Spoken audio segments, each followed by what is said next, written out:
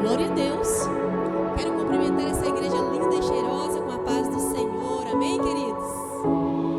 Que bom poder te ver. Eu já estava com saudade dessa igreja já.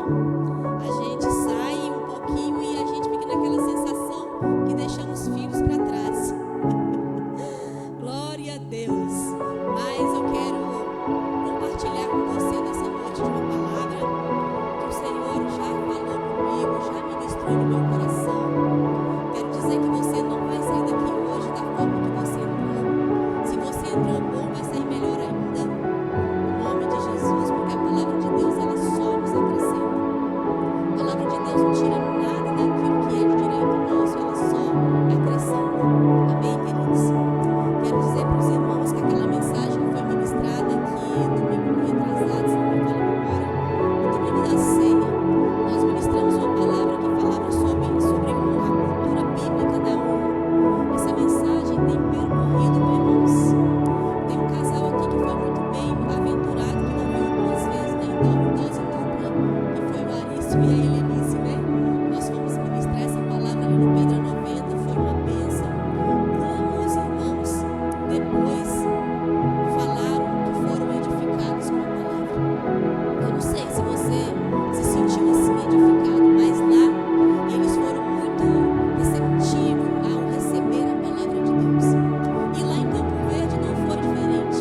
Ministramos a mesma palavra. E como aqueles irmãos saíram maravilhados pelo teor da mensagem, queridos. É como eu disse, a Bíblia em si ela é muito importante, mas eu particularmente, depois da salvação, é uma das mensagens mais importantes para nós colocar na prática do nosso dia a dia. E quarta-feira que vem vai ser a vez da congregação de Santa Rosa.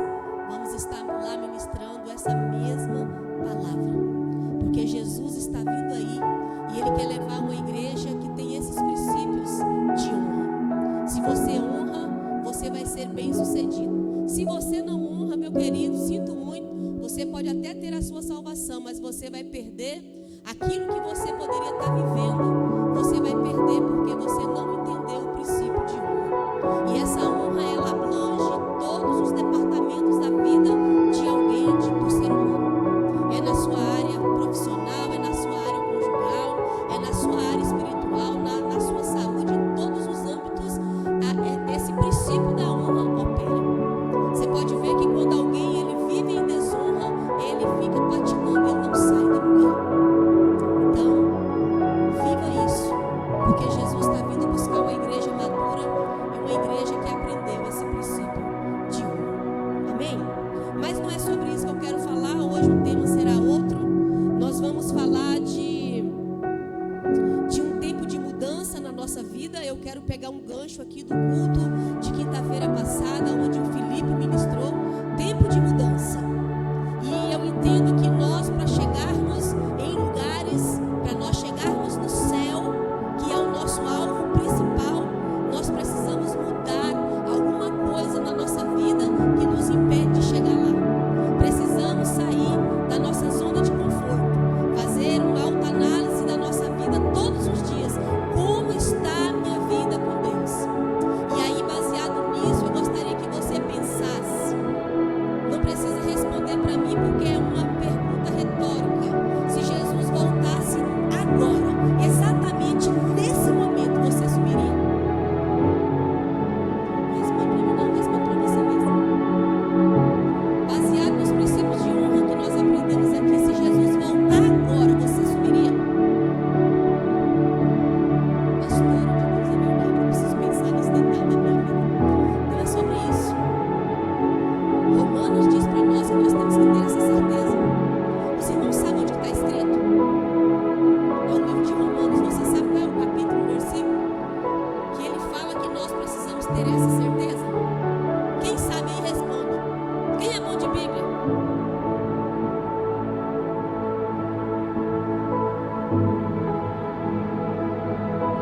Será que é o capítulo 8? Se o nosso querido lá, sonoplasta, puder colocar. Romanos, capítulo 8, olha o que está dizendo. Vocês podem ler?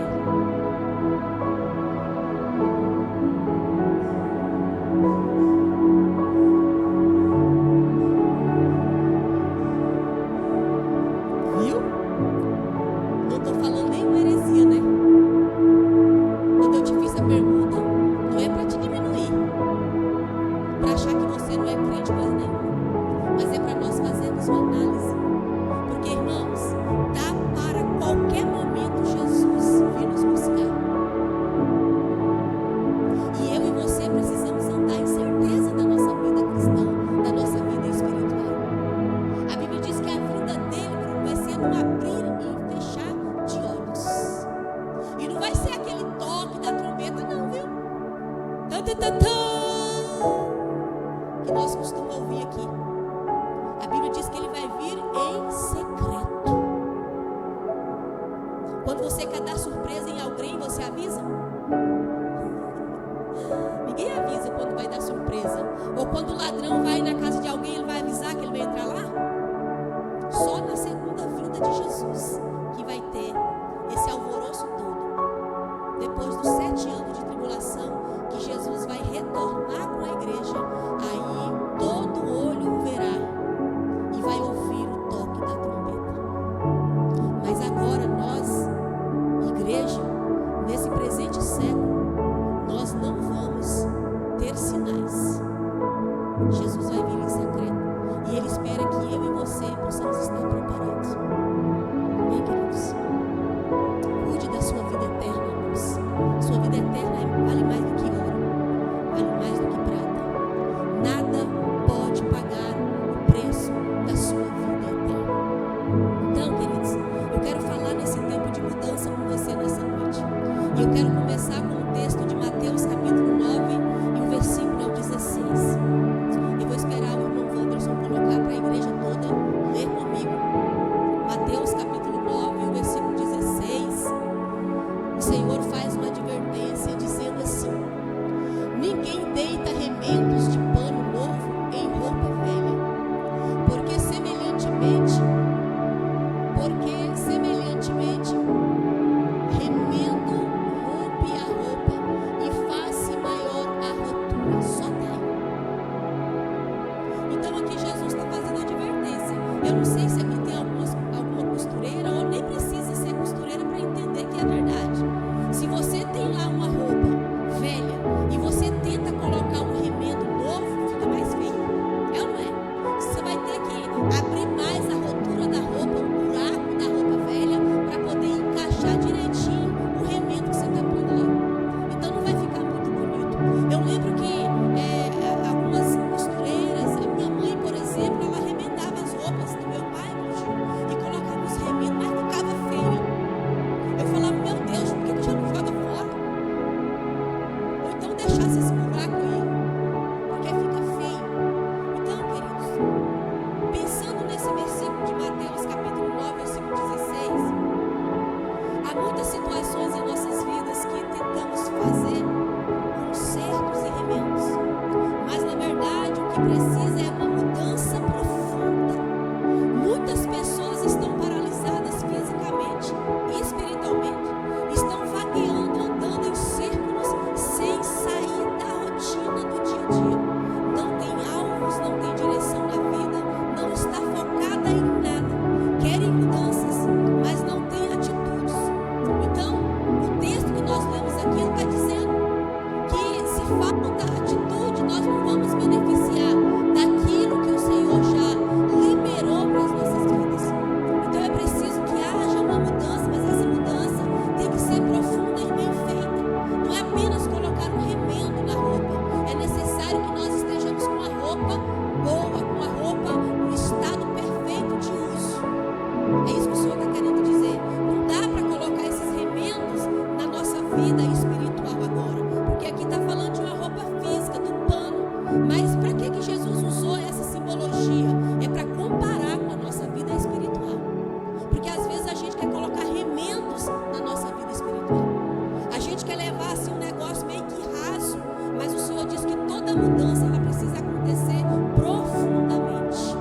Aleluia. Então nós precisamos ter direção, enquanto na verdade a gente vive sem foco, sem perspectiva. E aí muitas vezes nós queremos mudança, mas não tem atitudes. Quem é que fala, eu, por exemplo, semana que vem eu vou para academia. Mas eu vou emagrecer. Mas come tudo hoje, aí fala, semana que vem eu vou para academia. Chega a semana que vem, não fui para academia nada. Eu queria pegar a disciplina do Japa, o meu genro, o Ailton. Japa, positivo. Corre todo dia, se deixar, né, Japa? Hoje o pastor até brincou, porque a Jaine fez uma ligação. Cadê o Japa? Tá correndo desde ontem. O pastor falou, cuidado que ele vai parar lá em São Paulo.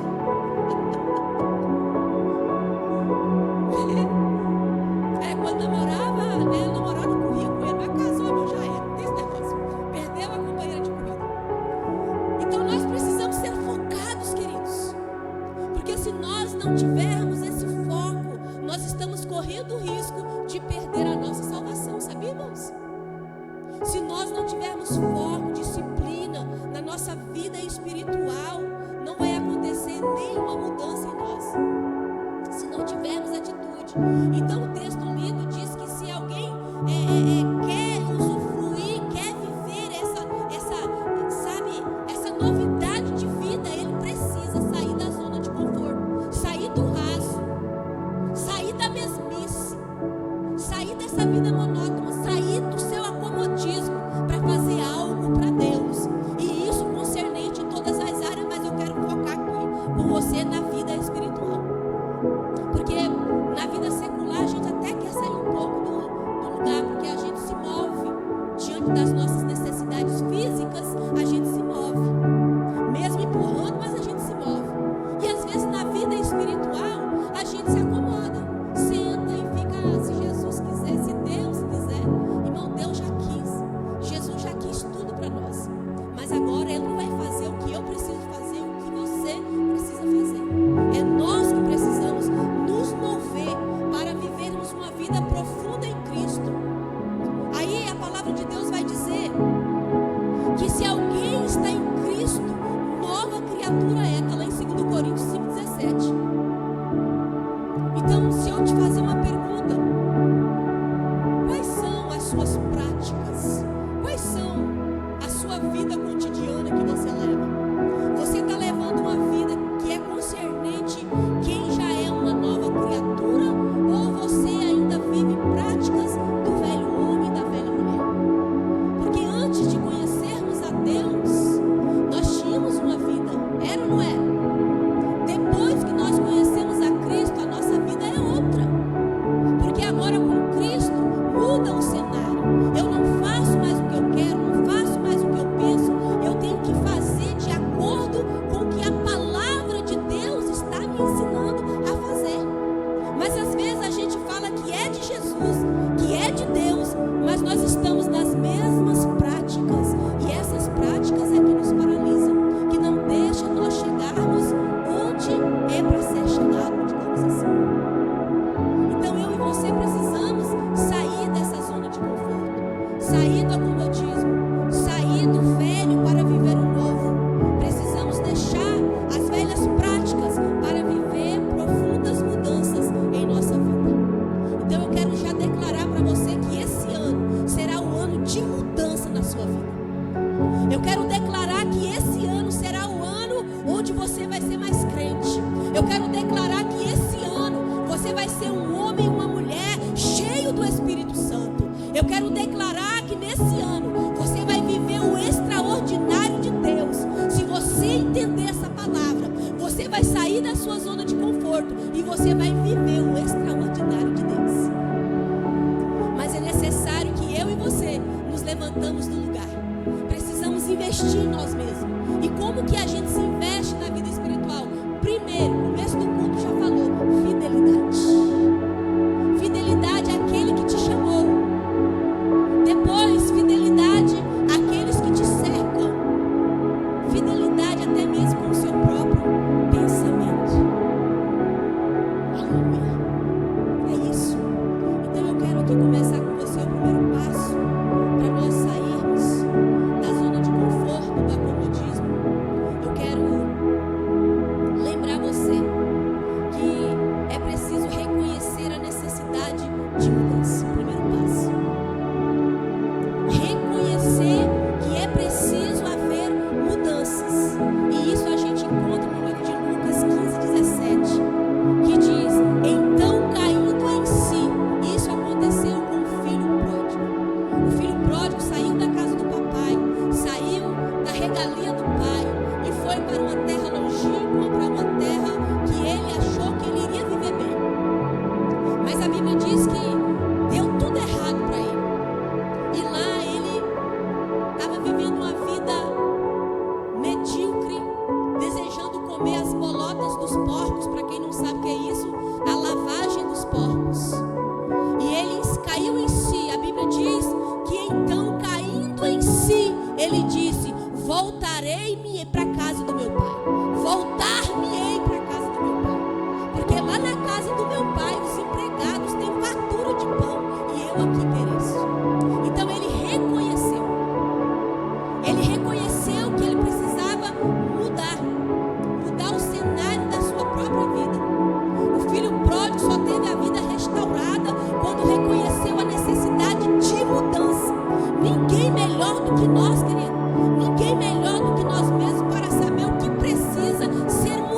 mudado na nossa vida?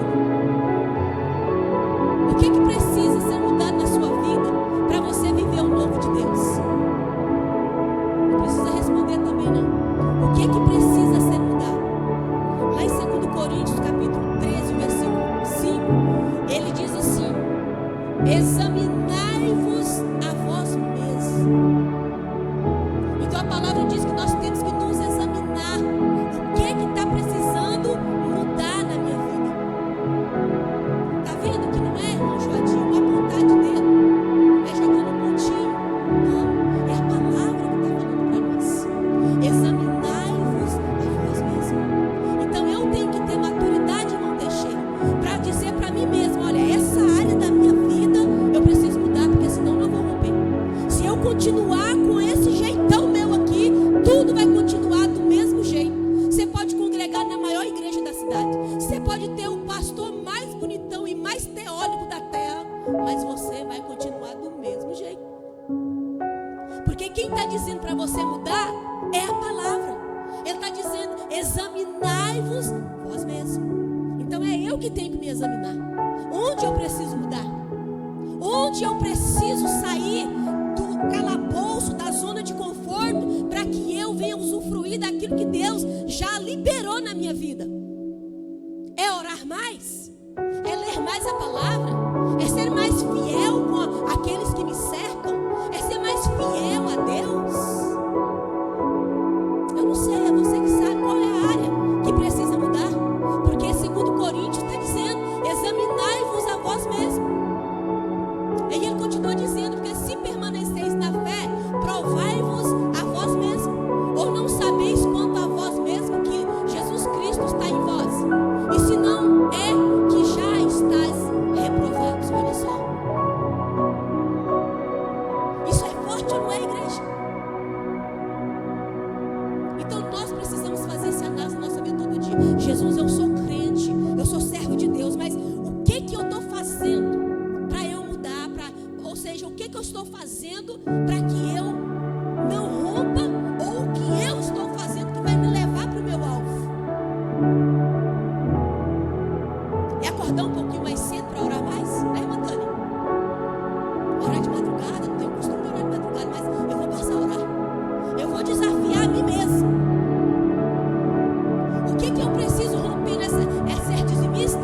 Porque a Bíblia diz que quem não é dizimista é ladrão de Deus, rouba Deus. Será que é essa área que eu preciso? Será que para mim romper em Deus eu preciso do quê? Nós precisamos examinar nós mesmos. Será que para mim romper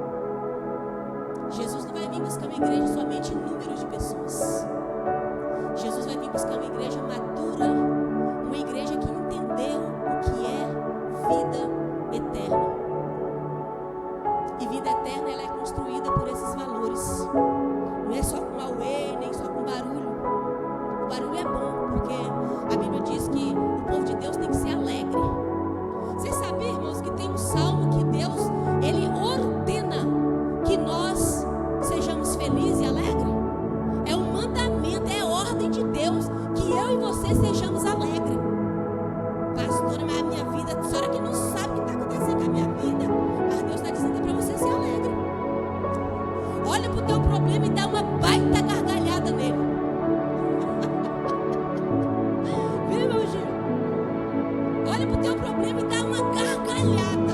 Porque os teus problemas, quando você não resolve, o teu Deus resolve por você. Meu querido, Deus cuida de você nos mínimos detalhes.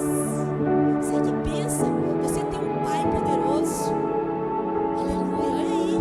Alegrai-vos no Senhor e regozijai-vos, vós, os justos, e cantai. Tem gente que só canta quando está tudo bem. Só canta quando tem dinheiro no bolso, quando a saúde está boa. Só canta quando tudo está correndo perfeitamente. Mas quando o negócio começa a sair do trilho, quando tudo está dando errado, porque quem é que já não entrou aqui com a vida dando tudo errado? Já teve dias de eu entrar aqui, querido, só Deus na causa, segurando a coluna, ajudando assim, alguém me ajuda a levantar. Mas eu adoro esse moço. Porque às vezes o inimigo fica buzinando, dizendo: mas você não é crente? Por que você está passando por isso? Irmão, só que tem uma coisa: tem desertos e tem consequências. O deserto, Deus permite você ir para te ensinar, para você aprender, para você voltar maduro. E tem tempo. Mas tem gente que vive a vida inteira dizendo: estou no deserto, estou no deserto. Calma, irmão. Espera lá, está errado. Vamos pensar o que está acontecendo. Se você só está no deserto, é alguma coisa errada. Porque ninguém vai para a escola para ficar a vida inteira lá. A não ser uma amiga que eu tinha, que ela tinha problemas, né, psíquicos, digamos. Mas ela amava ir para a escola. Mas era só para ir. Entrava antes, saía. Lá era um lugar que ela gostava de ir. Nem primeira, nem segunda série ela não tinha entendimento de um recém-nascido. Era uma criança no corpo de um adulto. Mas a escola você vai lá, estuda o primeiro, segundo, terceiro e vai até fazer o ensino médio. Terminou, você vai para a faculdade, cursou um curso seu. O deserto é assim também. O deserto tem data para chegar e data para sair. Agora existem as consequências. Tem pessoas que estão vivendo uma vida de fracasso porque foi escolha. Não foi Deus que mandou ele para lá. Então nós temos que ter cuidado com as nossas escolhas. Porque senão você vai colocar Deus no rolo. Deus está falando: não tem nada a ver com isso. Foi você que quis ir. É um filho desobediente que o pai aconselha, fala: não faz, filho, não vai, filho. Agora não, espera um pouco, ele tem e vai. É o que aconteceu com o filho pródigo. O filho pródigo tinha tudo, tinha o calor, o afago do pai, tinha tudo na mesa, irmãos, tinha dinheiro, porque o pai era rico. A Bíblia diz que o pai era fazendeiro. Mas ele não contentou, quis ir embora. Pegou parte de sua herança e foi embora, gastou tudo. E depois se viu só, abandonado, passando fome, sem roupa, sem calçado, sem honra. Mas quando ele caiu em si, ele falou: opa, vou voltar. Ele teve humildade para reconhecer. O problema é que tem pessoas que ele não tem humildade para reconhecer. Ele está na lama, mas ele quer continuar na lama, porque ele não quer reconhecer que ele precisa desse recomeço, desse tempo de mudança na vida dele. Ele acha melhor ficar na zona de conforto do que confrontar a si mesmo. Então a palavra de Deus está dizendo para nós examinar a nós mesmos. É o que nós lemos agora há pouco. Ele está dizendo: se permaneceis na fé, provai-vos a vós mesmos. Se eu estou na fé, eu tenho que provar a mim mesmo. A minha fé está sendo concernente que a palavra de Deus está me ensinando. Examinar. Temos que aprender que o primeiro passo para vivermos uma profunda mudança é reconhecer a necessidade de mudar. Você reconhece ou não que precisa mudar? Mudar o gênio, a natureza, pirracento.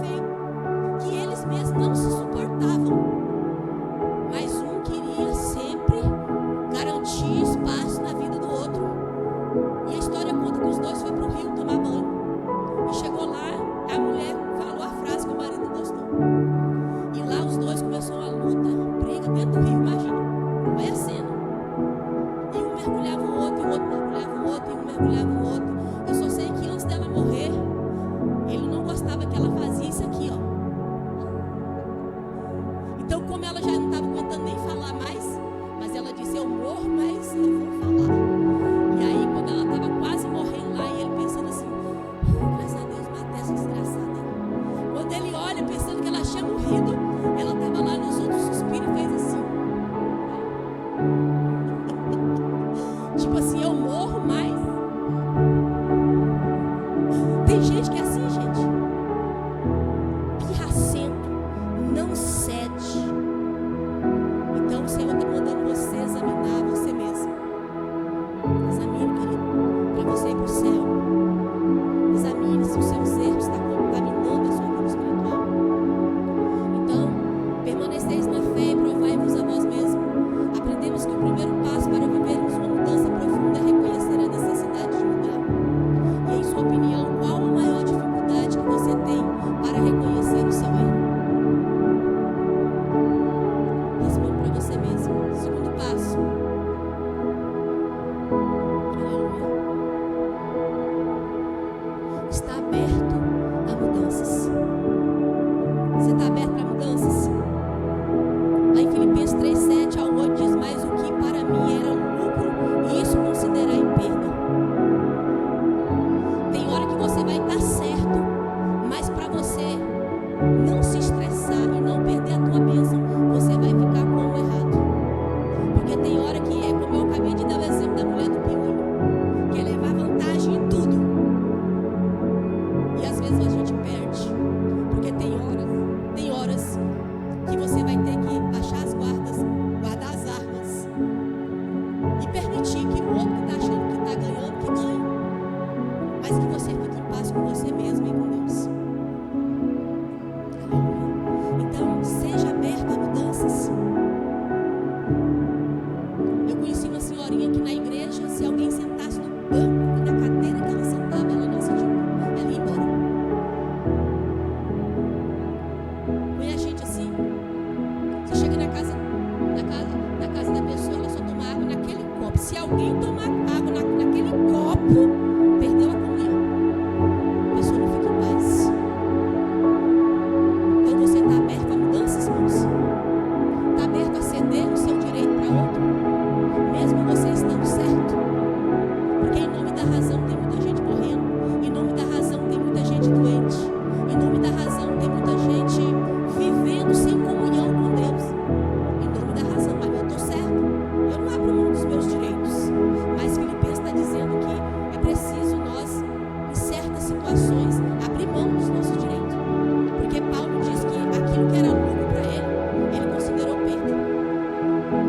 Ele considerou perda. Então, se é para me ter paz comigo e comunhão com meu Deus, eu abro mão.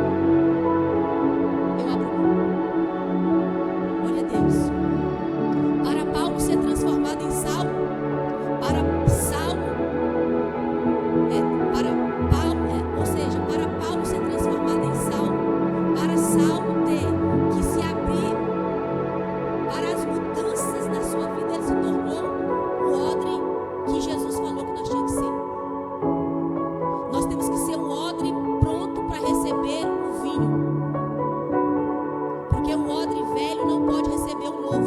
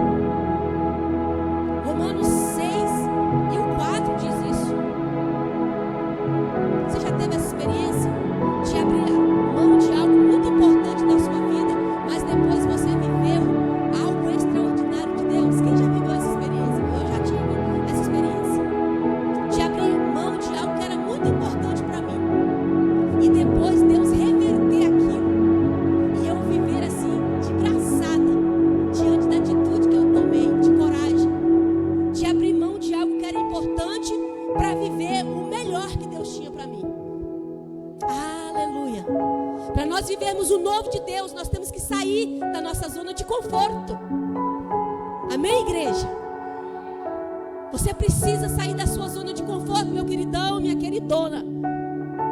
E se é concernente a morar no céu, nós precisamos descer. Nós precisamos reconhecer as nossas limitações. Porque às vezes a gente bate no peito e diz: eu tenho 10 anos de crente, mas a atitude às vezes é pior do que um novo convertido. Ah, mas eu. E o Espírito Santo está falando: você tem que mudar aqui. E nós precisamos reconhecer.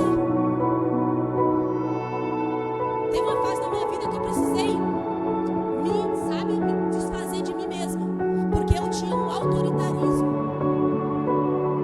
E ninguém falava alto comigo, não. Eu só não puxava o facão, mas se deixasse, o Espírito falou: que negócio é esse? Ah, é porque a minha família tem sangue de baiano. Jesus, e daí? Você tem que ter sangue de Cristo correndo na veia. Porque quando nós temos sangue de Cristo na veia, nós passamos de leão, de feroz, para ovelha mansa, humilde. E Jesus diz que aquele que não for manso e humilde não pode entrar no reino de Deus. Ah, queridos, quando você vê um crente muito brigão, muito cheio da razão, você tem que falar para ele: uma terra seca, desce. Se humilhe diante de Deus, porque nós não somos nada. Nós precisamos descer. Nós não somos nada. Quem é tudo em nós é Cristo. Nós temos que ter o espírito de João Batista.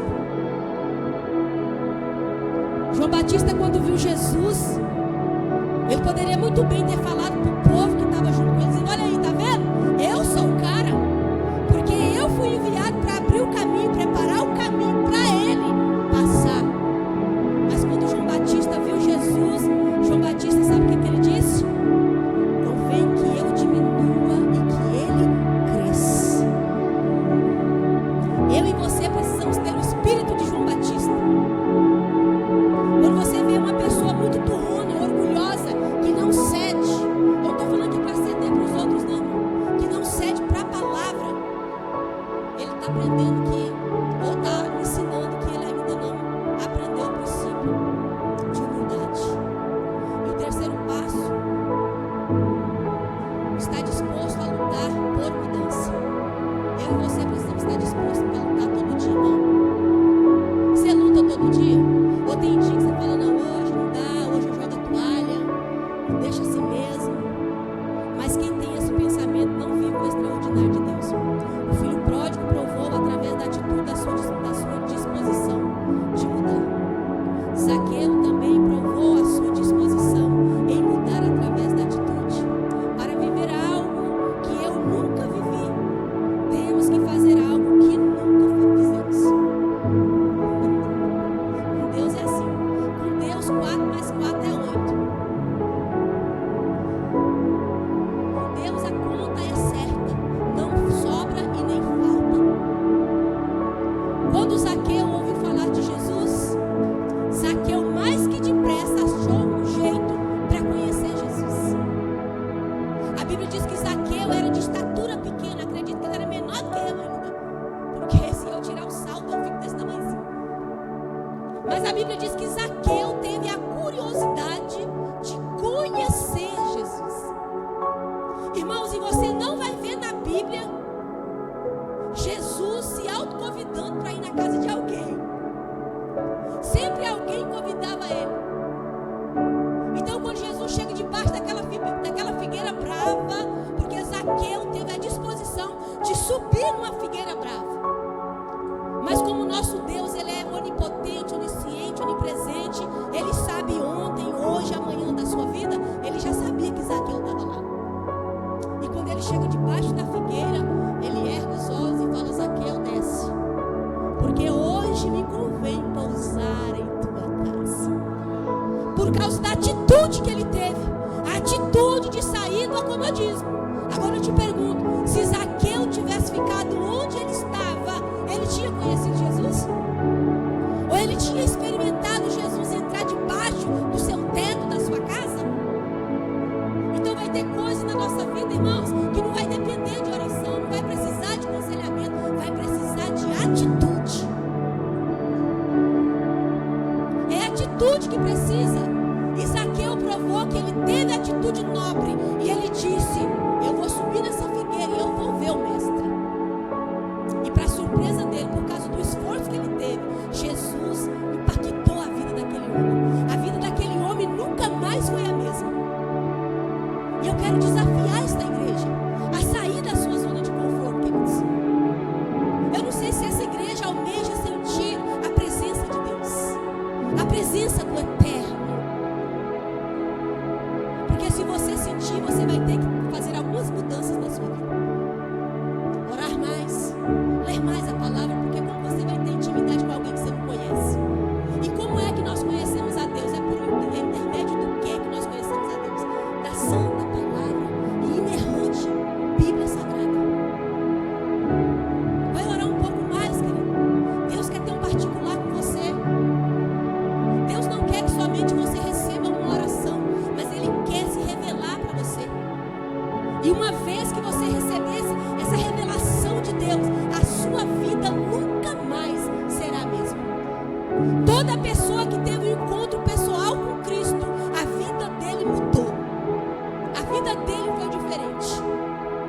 Então o Senhor nos convida nessa noite como igreja para ter esse encontro com Ele. E o primeiro passo que você deve fazer é orar mais, porque você não ora nada. Nós não oramos nada. Eu me incluo, viu, irmãos? Eu me incluo, eu preciso orar mais. Quando a gente ora, quando a gente tem vida de oração, a gente não fica tão apegado com as coisas desse mundo que vai ficar. Vai ficar tudo aqui, sabe? A tua conta gorda, o seu carro zero na garagem, a tua casa. Ei, pastor, não tem nada disso. Mas se você não tem, você tem uma mansão celestial que está te aguardando. Está lá aguardando você. Foi para você que Deus preparou isso. Mas nós temos que viver aqui como se amanhã não existisse. A gente quer viver como cidadão da terra. A gente faz planos, tem que fazer mesmo. Mas nós não podemos tirar o nosso pensamento da glória. Porque a qualquer momento Jesus vai vir nos buscar. Aleluia, a qualquer momento, queridos.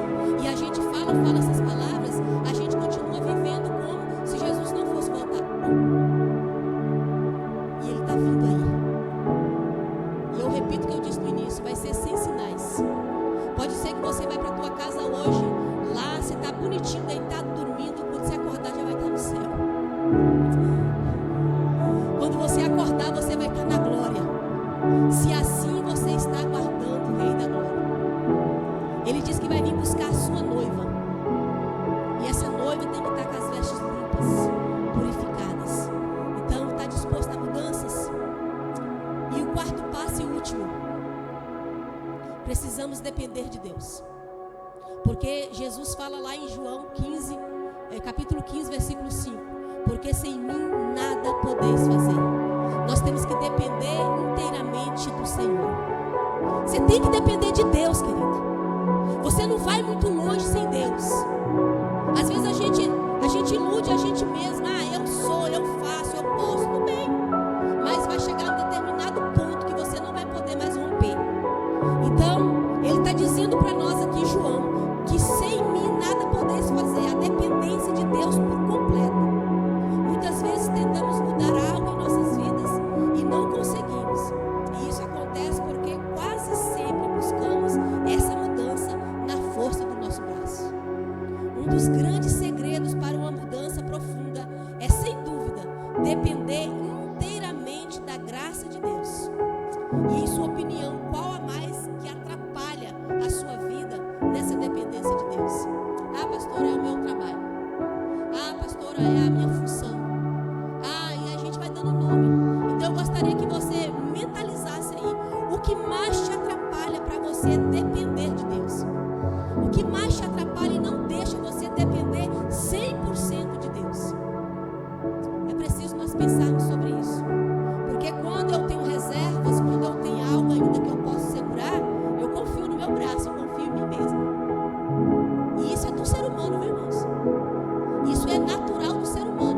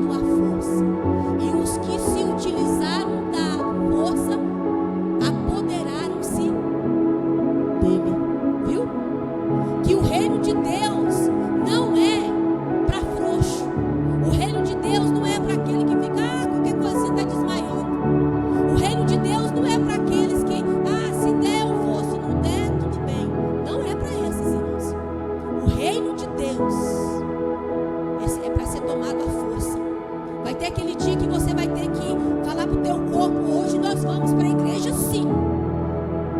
Você vai dizer pro teu corpo: hoje eu quero ler o capítulo todo desse livro, sim. Porque a tua carne vai estar ditando para você: não lê não, não ora não, não vai não. Porque a Bíblia diz que o meu maior inimigo, irmãos, o seu maior inimigo não é Satanás. Não, pastor, não. O seu maior inimigo é a sua carne. Agora o inimigo trabalha contra nós com as brechas que nós damos. Mas o nosso maior inimigo é a nossa carne. Porque a Bíblia diz que o meu espírito luta contra a carne e a carne contra o espírito. É a sua carne que não deixa você ser mais crente. É a minha carne que não deixa eu ter mais intimidade com meu Deus. Porque ela dita regras na sua vida. E muitas vezes nós obedecemos. Nós obedecemos. Gálatas capítulo 5, versículo 17. Olha o que acontece conosco. É por isso que você fica só assim, ó, mentalidade: amanhã eu vou orar tantos minutos. Mas essa semana eu vou jejuar 3 dias. Mas essa semana eu vou ler a Bíblia todos os dias. E aí acontece outras coisas que você nunca faz. Porque o teu pensamento já está tão acostumado a obedecer a sua carne, que você acaba não fazendo nada disso. E você chega no final do dia e fala: poxa vida, eu não consegui fazer aquilo que eu pensei que eu iria fazer. Porque acontece isso aqui, ó. Gálatas 5:17. Porque a carne luta contra o espírito e o espírito contra a carne, e eles se opõem um ao outro, de modo que não conseguis fazer o que quereis. Então não é Satanás, irmãos, é a nossa carne. Quando você dobra o joelho para orar e você fala: eu vou orar 20 minutos. Quando você está 5 minutos de oração, a tua carne fala o que para você? Levanta daí. É ou não é, irmão Joadinho? Você dobra o joelho para orar e fala: eu vou orar 10 minutos. Mas daqui um pouquinho começa a dar comichão na carne. A carne começa a gritar e dizer: não precisa orar mais não, rapaz, levanta daí para que orar tanto. Tá doendo, levanta. E se nós não tiver domínio sobre ela, a gente obedece.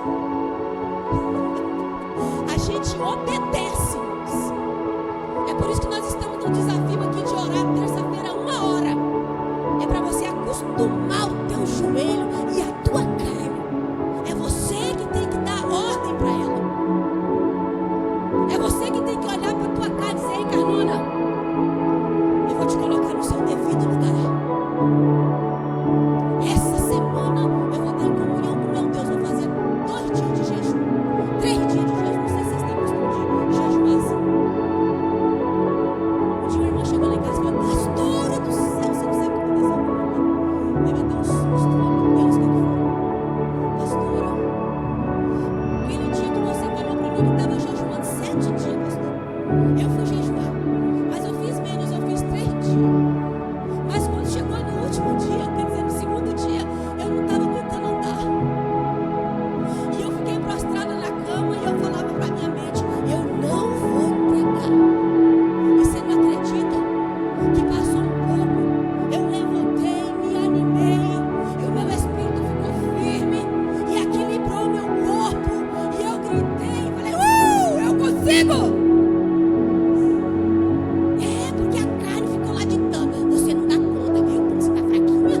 Viu como você... Olha, cuidado, você vai morrer. Irmão, eu quero dizer uma coisa para você: jejum não mata ninguém.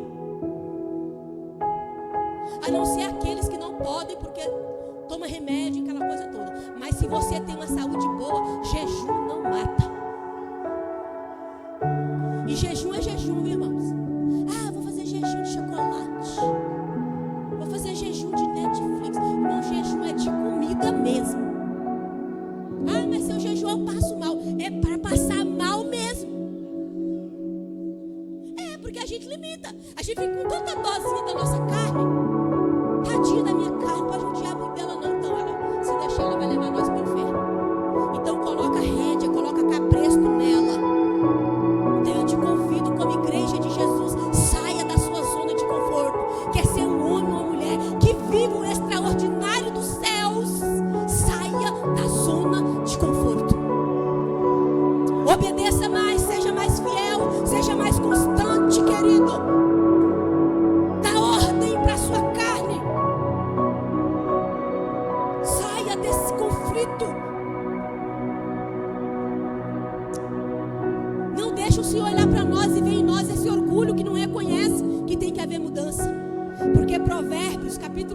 16, acho que do 18 ao 19, ele fala assim: a soberba precede a ruína, e a altivez do espírito a queda. É isso que acontece quando a gente não reconhece que precisa de mudança. Todo dia nós temos que estar conversando com nós mesmos. Aonde na minha vida que eu preciso de mudança? Conversa com seus pensamentos. Onde na minha vida que eu preciso ser diferente de tudo aquilo que eu já vivi? O que eu preciso fazer para me sair dessa mesmice da minha vida? O que eu preciso fazer? Pergunta para você mesmo, querido. Porque um dia nós vamos encontrar com aquele que apostou tudo em nós, e nós vamos ser cobrados. Então agora é a hora, agora é o tempo, agora é o momento de você enxugar tudo isso, fazer esse ajuste na sua vida.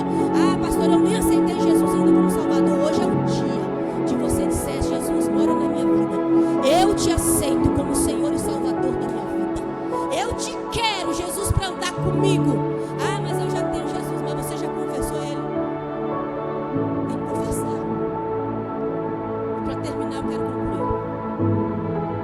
Você quer realmente viver mudanças profundas nesse ano? Está disposto a lutar por mudanças? Então peça graça e unção a Deus e dependa dele, pela fé. Confesse as mudanças que você quer em sua vida, e em nome de Jesus já pode tomar posse da sua vitória. Porque quem está te prometendo não sou eu, quem está te prometendo é o próprio Cristo. E ele diz que ele não é filho de homem para mentir, para prometer algo para alguém e não realizar.